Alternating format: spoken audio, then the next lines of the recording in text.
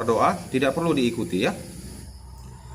Bapa di sorga, kami bersyukur kepadamu di pagi hari yang baik ini. Kami anak-anakmu masih bisa berkumpul bersama untuk belajar dari firman-Mu. Kami memohon agar Engkau yang menolong setiap kami untuk bisa mengerti pelajaran ini dengan baik dan juga bisa melakukannya dalam kehidupan kami. Bantulah kami untuk sungguh-sungguh memaknai pelajaran ini di dalam hati kami.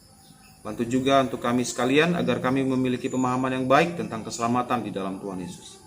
Ampuni kami dari dosa dan kesalahan. Dalam nama Tuhan Yesus kami berdoa. Amin. Oke, kita akan mulai pelajaran kita. Sorry ya, ada nyamuk. Kemarin ada ayat hafalan. Siapa yang sudah hafal? Naila, Theophilus, siapa lagi? Anelka, Tinardus, siapa lagi?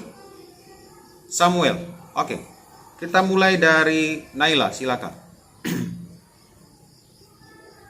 Nyalakan audionya.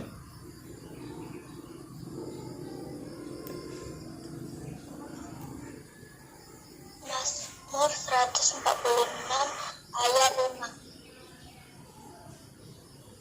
Berbahagialah orang yang mempunyai Allah Yakub sebagai penolong, yang harapannya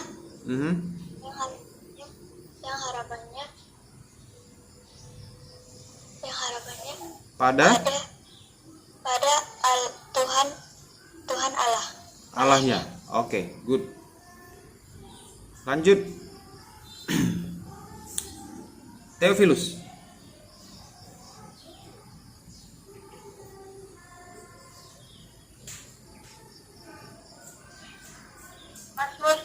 Mazmur 146 ayat 5. Berbahagialah orang yang punya Allah Yakub sebagai penolongnya, yang harapannya pada Tuhan Allahnya. Oke, bagus. Tinardus.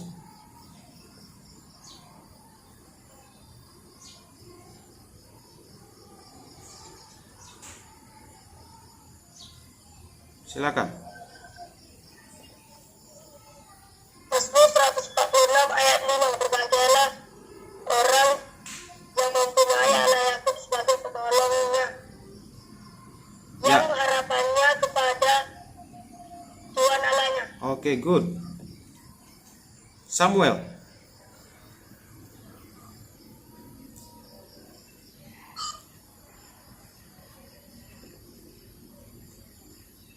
Silakan Samuel, suaranya belum nyala. Mazmur 146 ayat 5. Berbahagialah orang yang mempunyai Allah Yakub sebagai penolong, yang harapannya pada Tuhan Allahnya. Good, bagus. Tadi siapa lagi ya yang angkat tangan ya? Yang belum siapa? Anelka. Silakan. Mazmur 146 ayat 5. Berbahagialah orang yang memiliki Allah Yakub sebagai penolong, yang harapannya pada Tuhan Allahnya. Oke, good. Siapa lagi? Putri udah hafal ya? Belum. Jeremy udah hafal? Belum juga. Yedija. Oke, minggu depan dihafal ya. Jadi siapa yang hafal saya catat namanya. Akan ada tambahan nilai untuk mereka ya. Oke, kita coba lihat ayat hafalan kita. Kita lihat apa arti dari ayat hafalan ini. Ya, menghafal adalah hal yang baik, tapi harus disertai dengan pemahaman ya. Untuk setiap ayat hafalan yang kita hafal, kita harus mengerti apa artinya. Nah, di sini dikatakan Mazmur 146 ayat 5, berbahagialah orang yang mempunyai Allah Yakub sebagai penolong. Allah Yakub maksudnya adalah Allah Israel, ya, Allah yang hidup dan yang benar, Allah perjanjian. Nah, dikatakan berbahagialah. Di sini kata berbahagialah adalah orang yang diberkati, ya.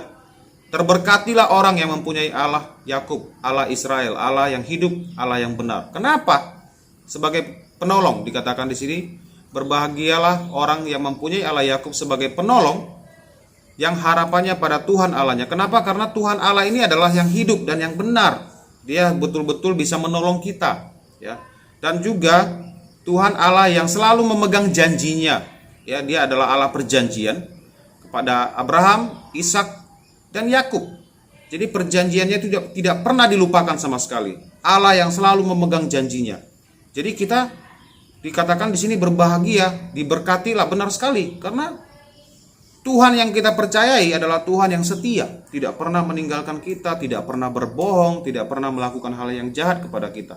Tetapi Dia selalu menolong, ya, sebagai penolong.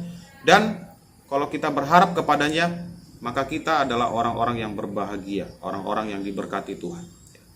Nah, Tuhan Allah Israel juga kita kenal melalui Tuhan Yesus Kristus. Karena Dia adalah Tuhan Allah yang diutus, ya. Dia adalah Tuhan Allah pribadi yang kedua, Allah Putra yang diutus dari sorga ke dalam dunia untuk menjadi manusia, menyelamatkan kita manusia berdosa. Jadi kita mengenal Tuhan Allah ini melalui Tuhan Yesus, karena Tuhan Yesus juga mengatakan, jika kamu mengenal aku, kamu menerima aku, kamu menerima yang mengutus aku, yaitu menerima Bapa di sorga. Karena Dia adalah Tuhan juga, ya. Tuhan Yesus adalah Allah juga. Oke. Pelajaran hari ini kita mau lihat judulnya, percaya agar diselamatkan. Nah, ini pelajaran yang Bapak susun sendiri, karena kita berbicara tentang keselamatan di buku, topiknya masih belum membahas semuanya, ya. Jadi kita mau lihat dari sisi yang lain lagi. Percaya agar diselamatkan.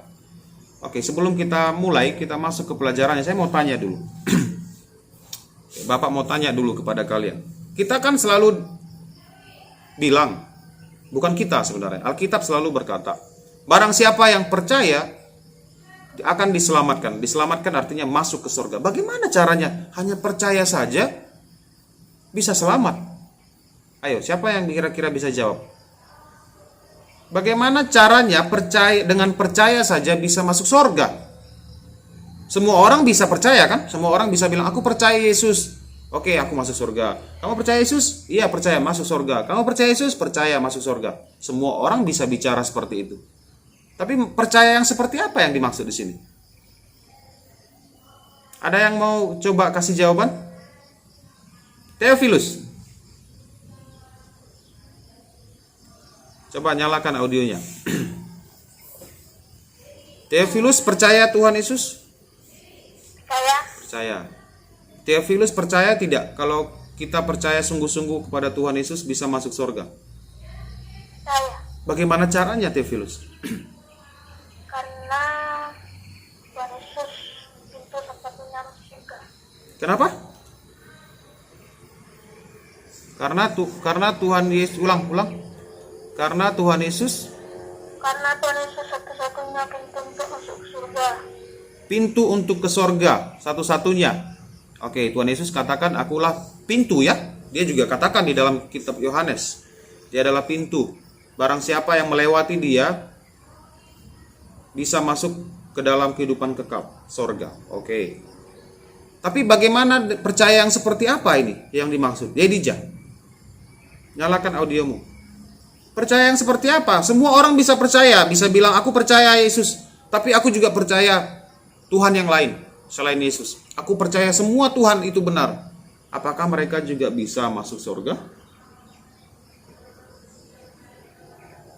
Gimana, Edija? Kalau ada orang yang menganut semua agama, dia Islam, dia juga Kristen, dia Katolik, dia Buddha, dia Hindu, dia juga penyembah roh nenek moyang, tapi dia percaya Yesus juga. Apakah dia juga akan masuk surga? Belum tentu, Mister. Belum tentu, karena dia belum tentu melakukan apa yang dia bilang. Belum tentu dia melakukan apa yang dia bilang. Apakah masuk surga tergantung dengan apa yang kita lakukan? Kalau dia lakukan yang dia bilang, seperti dia percaya kepada Yesus, bisa masuk ke surga. Oke, kalau dia sungguh-sungguh maksudnya begitu. Kalau sungguh-sungguh. Oke. Kita coba lihat, ya. Coba lihat di layarnya masing-masing. Percaya agar diselamatkan. Nah, ini topik yang penting karena banyak orang Kristen juga ragu-ragu dengan keselamatannya, ya. Ada orang Kristen yang ditanya, kamu percaya Tuhan Yesus? Percaya. Kalau kamu meninggal masuk surga tidak? Belum tentulah. Kenapa belum tentu? Ya karena saya masih berdosa, saya masih lakukan kejahatan, saya masih berdosa lah, saya masih berbohong, saya masih lakukan hal-hal yang jahat. Kadang-kadang juga tidak gereja, jadi dia bilang belum tentu, tidak yakin. Kita melihat hari ini kita akan melihat sebenarnya kita diselamatkan apakah karena perbuatan kita atau karena hal yang lain. Kalau kamu berpikir karena kamu ke gereja kamu bisa masuk surga, maka kamu berpendapat bahwa dengan perbuatanlah kamu bisa diizinkan masuk ke surga. Kita akan lihat pelajaran kita hari ini. Oke, di sini dikatakan Alkitab mengajarkan bahwa setiap orang dapat masuk ke surga dengan percaya atau beriman kepada Tuhan Yesus. Benar ya? Setuju ya semuanya ya? Ini kan dikatakan dalam Alkitab ya. Oke, di sini dikatakan bagaimana caranya dengan percaya beriman setiap orang bisa masuk ke surga. Kita lihat dari Yohanes 11 ayat 25. Jawab Yesus, "Akulah kebangkitan dan hidup. Barang siapa percaya kepadaku, ia akan hidup walaupun ia sudah mati." Ini berbicara tentang kehidupan setelah kematian ya. Karena kita tahu semua orang Kristen pasti akan mati secara fisik ya. Kemarin beberapa hari yang lalu saya lihat ada orang Kristen juga yang meninggal, masih muda ya. Umurnya baru 21 tahun. Meninggal karena gagal ginjal. Dia orang Kristen, kenapa? Tapi dia mati, dia meninggal, tubuhnya akhirnya dikuburkan. Nah, di sini dikatakan barang siapa percaya kepadaku, ia akan hidup walaupun ia sudah mati. Maksudnya adalah walaupun tubuhmu sudah dikuburkan, tapi rohmu tetap hidup. Kamu bersama-sama dengan Tuhan di sorga. Nah, ini maksudnya. Jadi tubuh kita memang dikuburkan, ya, tapi roh kita kembali kepada Tuhan dan kita hidup. Hidup di sini artinya tidak dihukum, tapi kita bersama-sama dengan Tuhan di sorga. Lalu bagaimana caranya? Dengan percaya atau beriman saja setiap orang bisa masuk sorga? Bagaimana mungkin? Nah, ini selalu menjadi pertanyaan oleh agama-agama lain ya kepada kita. Kalian Kristen selalu bilang beriman, percaya bisa masuk surga. Bagaimana caranya? Masa cuma percaya saja bisa masuk surga? Kalau begitu saya bisa bilang dong, saya percaya Yesus. Tapi iya, hanya di mulut saja. Saya masuk surga berarti. Lalu saya bisa berdosa sesuka hati saya. Setelah saya bilang saya percaya, sekarang saya sudah masuk surga pasti, sekarang saya bisa berdosa sesuka hati. Nah, ada orang yang berpikir begitu. Nah, kita akan lihat percaya yang seperti apa yang dimaksud di sini. Bukan hanya di mulut saja tentunya ya. Nah, kita lihat percaya seperti apa yang dimaksud. Nah, percaya yang dimaksud bukan hanya sekedar percaya di mulut saja ya. Jadi kalau kita bilang aku percaya Yesus tapi kamu hidupnya nggak beres, hidupnya berdosa, hidupnya suka sekali di dalam dosa, itu bukan percaya namanya. Itu hanya mengaku saja di mulut, tapi tidak sungguh-sungguh percaya. Jadi bukan di mulut saja, tetapi ditunjukkan dalam hidup sehari-hari yang patuh kepada perintah Tuhan. Nah, jadi percaya yang dimaksud di sini adalah percaya yang ditunjukkan dengan kepatuhan kepada perintah Tuhan. Kamu tidak bisa bilang, aku percaya Yesus, tapi kamu tidak beribadah. Aku percaya Yesus dengan sungguh-sungguh, tapi kamu tidak melakukan perintah-perintahnya. Kamu masih mencuri, suka berbohong, suka melawan orang tua. Itu namanya bukan percaya. Itu kamu merasa kamu percaya, padahal kamu tidak percaya. Jadi orang yang percaya itu adalah mereka yang kesukaan hatinya adalah mematuhi perintah Tuhan setiap hari. Kalau dia contohnya katakanlah dia berbohong kan, mungkin dia karena takut dia akhirnya berbohong, terpaksa dia berbohong. Tapi ketika dia sudah berbohong, dia akan merasa di dalam hatinya rasa tidak damai. Kenapa ya aku tadi berbohong ya? Aku menyesal sekali. Nah, dia akan datang kepada orang itu dan mengatakan, aku minta maaf, tadi saya berbohong, saya menyesal. Itu adalah orang percaya. Tapi kalau dia berbohong dan merasa baik-baik saja, dan tidak merasa ada kesalahan yang dia lakukan, dia masih bisa senyum-senyum, masih bisa tertawa dengan kebohongannya, itu bukan percaya namanya. Kamu belum sungguh-sungguh percaya Tuhan berarti. Orang yang sungguh-sungguh percaya Tuhan ketika dia berdosa akan ada rasa tidak damai dalam hatinya, akan ada rasa takut, kecewa, sedih. Contohnya ketika kamu melawan orang tuamu. Katakanlah diperintahkan ya, Brilian, sapu dulu rumah ini, udah kotor itu rumahnya. Mama aja yang sapu lah, aku terus nyapu, capek. Contohnya ya, ini contoh. Lalu ketika sudah dikatakan seperti itu, mamanya sedih.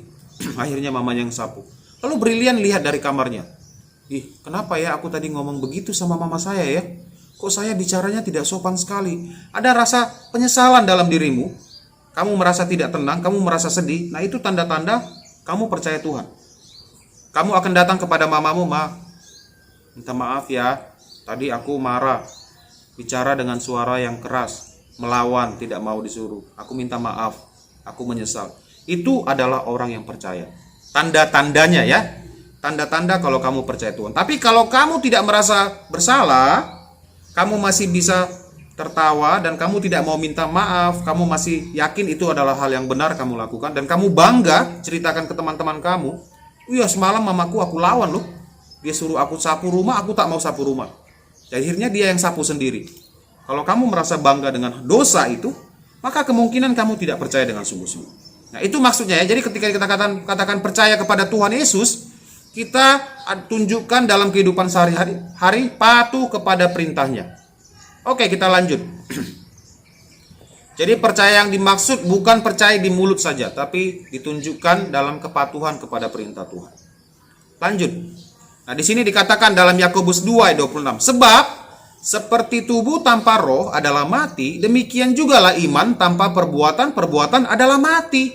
Nah, maksudnya adalah kalau kamu katakan kamu beriman, tapi tidak ada perbuatan yang kamu tunjukkan bahwa kamu beriman, maka kamu adalah seperti tubuh tanpa roh. Tubuh tanpa roh adalah mati. Nah, kita tahu ya, seseorang itu dikatakan mati kalau rohnya itu berpisah dari tubuhnya. Kemarin Bapak pernah nonton video di YouTube ya. Ada suatu kamera lah bisa dikatakan yang merekam. Ini tidak tahu benar apa tidak, tapi berdasarkan Alkitab kita yakin bahwa tubuh itu terdiri dari roh dan tubuh ya, atau jiwa dan tubuh. Jadi ketika orang itu meninggal, di dalam video itu ditunjukkan bahwa rohnya tiba-tiba keluar dari tubuhnya lalu pergi dan orang itu mati. Nah, itu adalah kematian ya. Kematian adalah ketika tubuhmu dan rohmu itu berpisah. Kalau sudah berpisah, kamu akan mati, meninggal ya. Jadi dikatakan Yakobus sama seperti tubuh yang tidak ada roh sama sekali, yang mati. Seperti itulah orang yang mengatakan beriman tapi tidak ada perbuatannya. Jadi kalau ada orang bilang, "Aku percaya Yesus," tapi setiap hari hidupnya tidak benar, malas ke gereja, berjudi, ataupun dia juga bisa dikatakan mencuri, dan selalu hidup dalam ketidaktaatan, melawan orang tua, hidup berdosa, maka dia adalah seperti yang dikatakan Yakobus ini, seperti tubuh tanpa roh yang adalah mati, maka iman dia adalah iman yang mati. Berarti dia sama sekali tidak beriman ya.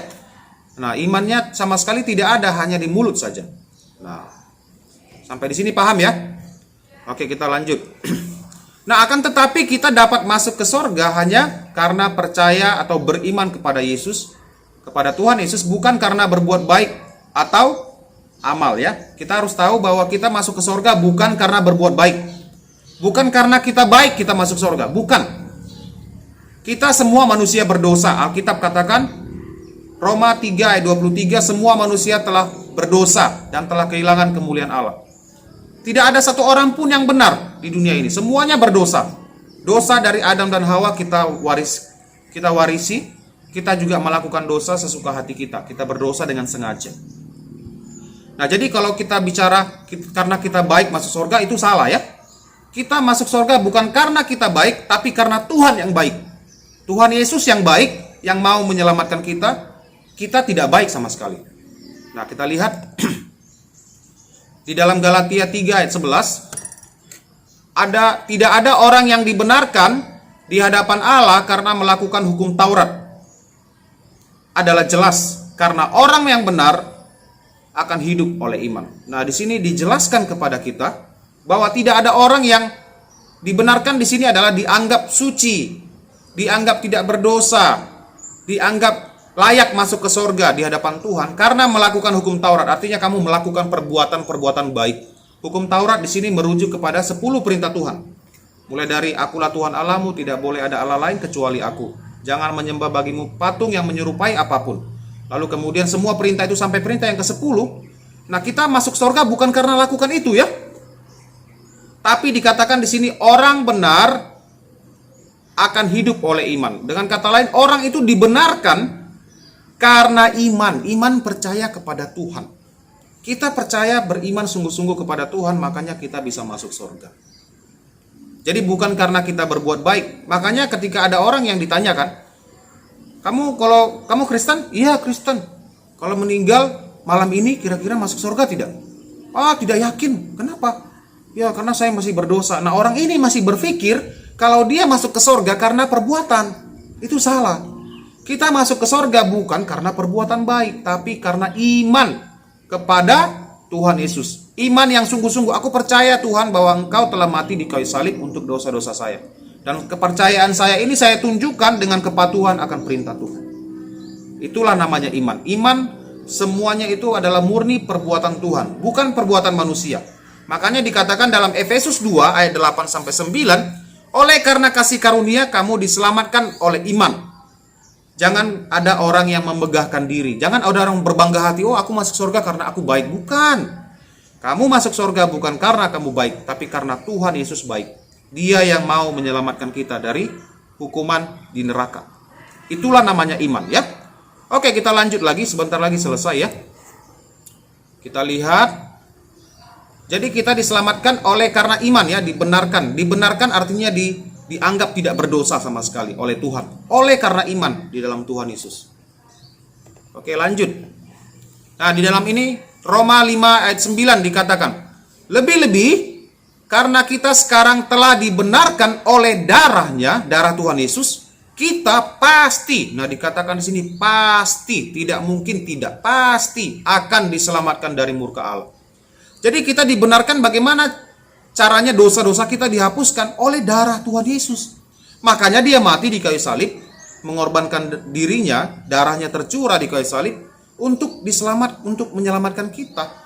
Jadi kita hanya percaya saja dengan iman bahwa Tuhan Yesus mati di kayu salib untuk dosa-dosa saya. Saya percaya saya pasti akan masuk ke surga. Dan saya tunjukkan dengan kepatuhan saya akan perintah Tuhan, akan firman Tuhan. Nah, di dalam perjanjian lama, kalian masih ingat tidak? Pernah tidak dengar? Di dalam perjanjian lama orang-orang Israel mempersembahkan kambing domba, ya kan? Kambing dombanya disembelih. Biasa tangannya ditaruh di atas kepalanya. Ya, ini lambang bahwa dosa-dosanya ditanggungkan, dipindahkan, ditanggung oleh domba ini. Lalu disembelih, darahnya itu dipercikkan di mezbah, lalu kambing domba itu dibakar. Itu adalah lambang penebusan dosa. Darah itu harus dicurahkan. Darah domba yang tidak bercacat, domba yang sehat, domba yang gemuk, domba yang bagus, itu dicurahkan darahnya sebagai lambang penghapusan dosa. Nah, inilah yang ditunjukkan oleh Tuhan Yesus. Ini adalah gambaran bahwa Tuhan Yesus nanti akan dikorbankan, mencurahkan darahnya seperti domba itu. Makanya Yohanes Pembaptis mengatakan, lihatlah anak domba Allah yang menghapus dosa dunia. Dia katakan Tuhan Yesus adalah anak domba Allah. Kenapa? Karena dia akan mencurahkan darahnya seperti di perjanjian lama. Domba-domba itu disembelih, lalu orang itu dosanya diampuni. Itu adalah lambang penghapusan dosa. Jadi ketika Tuhan Yesus mati di kayu salib, dia adalah anak domba Allah yang disembelih. Istilahnya disembelih karena dia mati di kayu salib. Lalu darahnya itu menjadi korban tebusan bagi setiap orang yang percaya. Jadi kalau kamu percaya, maka dosa-dosamu akan diampuni. Dan kamu akan menunjukkannya dalam kehidupan sehari-hari. Patuh kepada perintah Tuhan. Nah, jadi itulah cara kita menunjukkan iman kita kepada Tuhan. Ada tidak yang bisa lihat imannya Mr. Manalu? Ada yang bisa lihat iman saya? Tidak ada yang bisa lihat. Iman itu seperti kasih sayang. Contohnya, kamu sayang kepada orang tuamu. Kalau kamu bilang, aku sayang sama orang tuaku. Buktinya apa? Kan orang pasti bertanya, buktinya ya aku patuh kepada perintahnya. Aku memberikan hadiah kepadanya kalau ulang tahun contohnya. Kalau papa mama saya pulang kerja, saya buatkan teh. Itu bukti kayak saya sayang sama mereka. Kalau mereka suruh saya lakukan, nah itu buktinya. Tapi sayang itu tidak bisa dilihat dengan mata kan? Hanya bisa dilihat dengan perbuatan. Sama seperti iman. Iman tidak ada yang bisa lihat. Saya tidak bisa melihat iman Anelka, imannya Delvino, imannya Tinardus. Tidak bisa saya lihat. Bapak tidak bisa lihat dengan mata saya. Tapi saya bisa lihat dengan perbuatan kamu. Anelka katanya beriman. Coba saya lihat. Oh iya, dia rajin ibadah. Oh, dia rajin mematuhi perintah Tuhan. Dia rajin. Delvinor patuh kepada orang tuanya. Tinardus juga ya melakukan perintah Tuhan, mengasihi sesamanya manusia seperti dirinya sendiri. Oh iya, mereka beriman karena saya lihat perbuatan mereka, perbuatan orang yang beriman. Itulah cara kita melihat iman seseorang.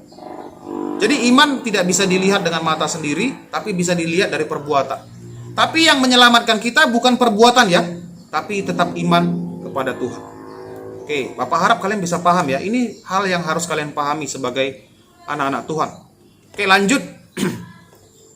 Jadi kalau kita dibenarkan oleh darahnya, sudah dihapuskan dosa kita oleh darah Tuhan Yesus, dikatakan kita pasti akan diselamatkan dari murka Allah. Tuhan Allah membenci dosa.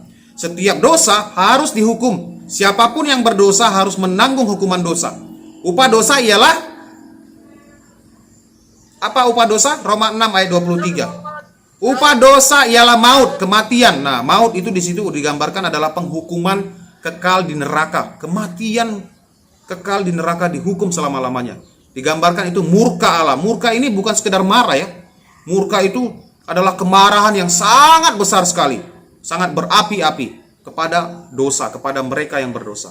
Jadi kalau kita sudah dipercaya Tuhan kepada Tuhan Yesus, maka dosa-dosa kita dihapuskan oleh darahnya dan kita tidak akan dihukum lagi. Kenapa? Karena dosa kita sudah dihapuskan dan kita sudah dibenarkan. Nah, ini dia digambar dituliskan, dibenarkan artinya dianggap benar oleh Tuhan Allah. Jadi kita masuk surga bukan karena kita baik, tapi kita karena dibenarkan, dianggap benar oleh Tuhan Allah karena darah Tuhan Yesus yang sudah menghapus dosa kita ya. Oke, kita lanjut. Oke, sudah selesai ya ternyata ya. Singkat saja karena ini pelajarannya sangat penting sekali tentang keselamatan. Jadi Bapak ingin kalian paham hari ini bahwa ketika kita katakan kita beriman kepada Tuhan Yesus, artinya adalah kita percaya dengan sungguh-sungguh yang ditunjukkan dengan kepatuhan akan perintah Tuhan. Itulah namanya iman percaya yang sungguh-sungguh. Seperti kata Yakobus, iman tanpa perbuatan adalah mati. Jadi kalau kita bilang kita beriman kepada Tuhan, tapi kita hidupnya berdosa, maka kita tidak sungguh-sungguh beriman. Ya, oke, Bapak harap kalian bisa mengerti. Dan satu lagi, bahwa keselamatan ini diberikan secara cuma-cuma ya, secara gratis. Maksudnya adalah kita tidak perlu melakukan apa-apa. Semuanya diberikan Tuhan secara cuma-cuma. Tuhan yang pilih kita, yang menggerakkan hati kita untuk percaya kepadanya. Jadi bukan karena usaha kita, bukan karena kepintaran kita, kita mengerti Injil keselamatan lalu kita percaya, bukan. Semuanya karena pertolongan Tuhan. Mata kita dibukakan, hati kita dibantu untuk bisa percaya oleh Tuhan Yesus sehingga kita bisa sungguh-sungguh percaya kepadanya. Ada pertanyaan? Artinya dari murka apa? Murka itu marah yang sangat besar, brilian. Murka itu gambaran orang yang marah sekali. Jadi kemarahan yang begitu besar yang ditunjukkan mungkin dengan, kalau kita katakan manusia murka ya, katakanlah saya murka. Ketika orang saya murka itu, saya bukan hanya pakai suara besar, jangan lakukan itu, bukan, tapi saya marah, saya pakai barang-barang di sekitar mungkin ya, digambarkan kita lempar kepada orang itu contohnya. Kita ngamuk sengamuk-ngamuknya, itu gambaran murka. Kemarahan yang begitu besar lebih daripada marah seperti biasa yang kita lakukan sehari-hari. Kita marah mungkin, jangan gitu, itu kan marah biasa. Tapi kalau murka dikatakan tuh, murka bisa dikatakan mengamuk ya, kemarahan yang sangat besar sekali. Nah, itu digambarkan murka Allah. Jadi ketika Allah murka, kita tidak bisa berdiri di depannya. Seperti ketika orang Israel sampai ke Gunung Sinai. Nah, di sana Tuhan Allah menunjukkan dirinya dalam bentuk awan dan kilat petir yang begitu menggelegar ya di gunung itu, sehingga orang Israel begitu takut waktu itu. Nah, itu adalah gambaran kemuliaan Tuhan, begitu dahsyatnya Tuhan sampai-sampai tidak ada orang yang berani berada di dekatnya. Ya. Kalau kita berdosa, tapi ketika kita nanti sudah masuk sorga, kita sudah dibenarkan, kita akan bertemu dengan Tuhan, kita bisa bersekutu bersama Dia, tidak perlu lagi ada rasa takut karena dosa. Oke, ada lagi pertanyaan yang lain?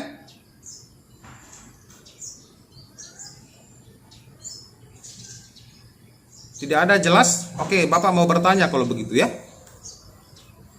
Jeremy, nyalakan audionya. Jeremy percaya kepada Tuhan Yesus?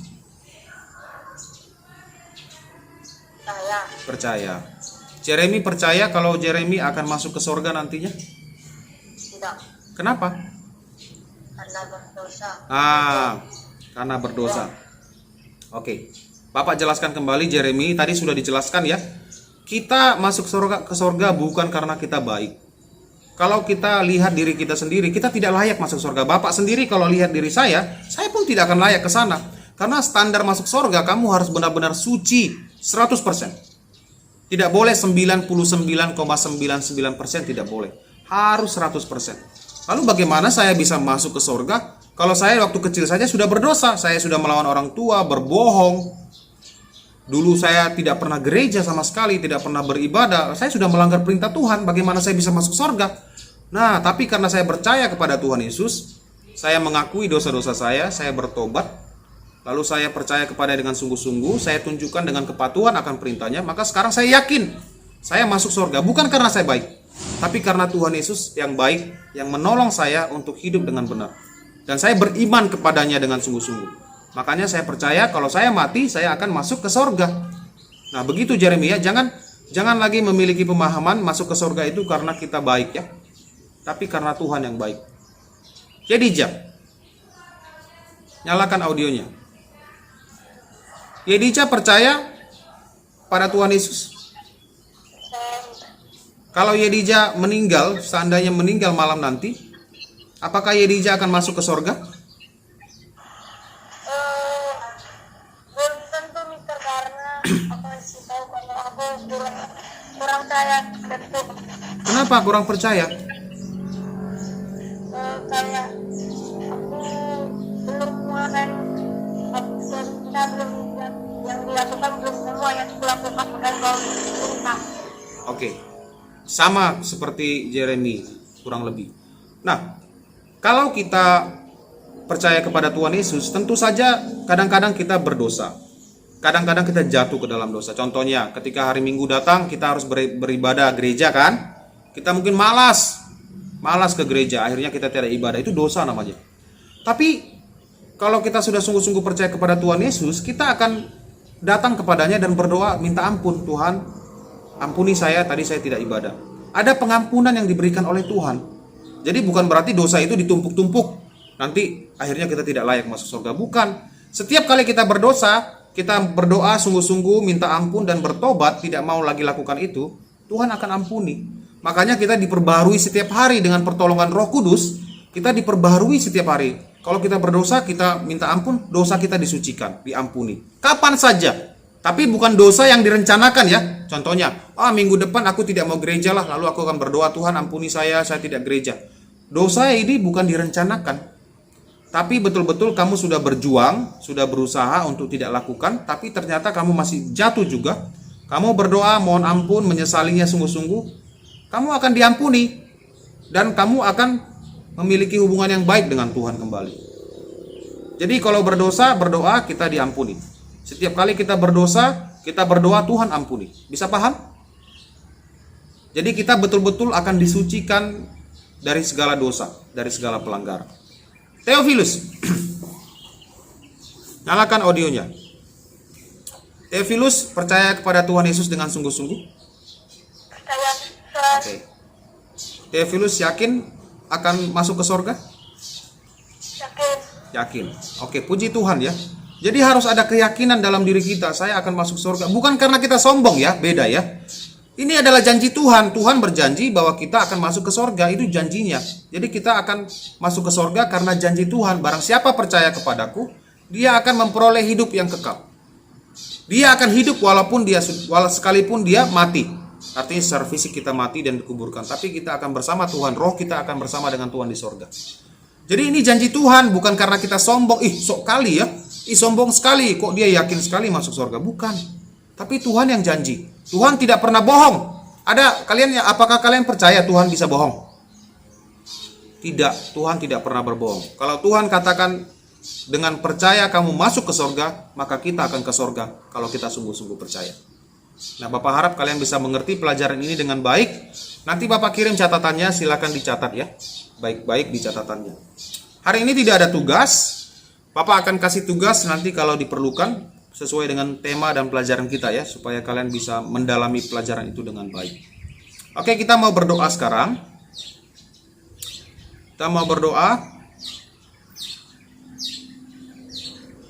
Kita minta Tinardus